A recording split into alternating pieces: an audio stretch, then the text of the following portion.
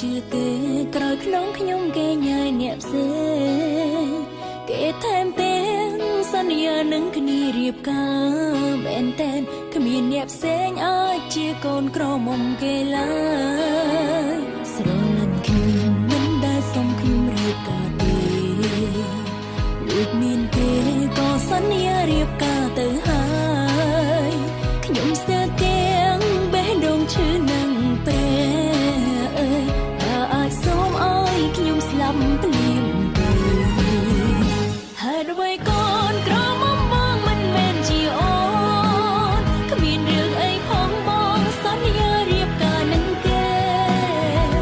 បើសិនយើងបានគ្នាហើយបងទៅរៀបការមិនអីទេតែមាសមែននៅជាមួយអូនរាល់ថ្ងៃស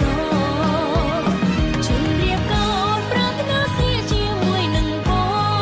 ងថ្ងៃនេះលើបងប្រាប់ទៅគេថាគេគឺជាម្ចាស់ក្តីស្រមៃច្រើនឆ្នាំខ្លាចជាការកិនផ្ដេសផ្ដាំថ្ងៃនេះដឹងច្បាស់ថាគេជាម្ចាស់កូនក្រមុំបង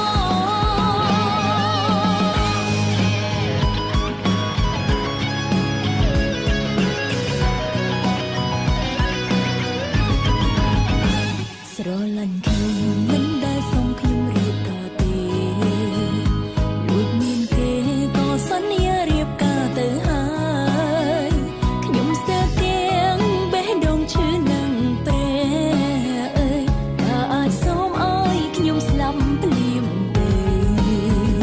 ហើយអ្វីកូនក្រមុំបងមិនមែនជាអូនគ្មានរឿងអីផងបងសន្យារៀបការនឹងគេបើសិនយើងបានគ្នាហើយបងទៅរៀបការមិនអីទេតែមាសមែននៅជាមួយអូនរាល់ថ្ងៃសជិនរៀបការអូនប្រាថ្នាស្នេហ៍ជាមួយនឹងបងថ្ងៃនេះលើបងប្រាប់ទៅគេថាគេគឺជាម្ចាស់ក្តីស្រមៃច្រើនឆ្នាំខ្លាចជាការកិនផ្ដេសផ្ដាំថ្ងៃនេះដឹងច្បាស់ថាគេជាម្ចាស់កូនក្រមុំបងហើយអ្វីកូនក្រមុំបងមិនមែនជាអូនគ្មានរឿងអីផងបងសន្យារៀបការនឹងគេបើសិនយើងបានគ្នាហើយបងទៅរៀបការមិនអីទេតែមាសមែននៅជាមួយអូនរាល់ថ្ងៃសជិនរៀបការអូនប្រាថ្នាស្នេហ៍ជាមួយនឹងបងថ្ងៃនេះលើបងប្រាប់ទៅគេថាគេគឺជាម្ចាស់ក្តីស្រមៃច្រើនឆ្នាំខ្លាចជាការកិនផ្ដេសផ្ដាំ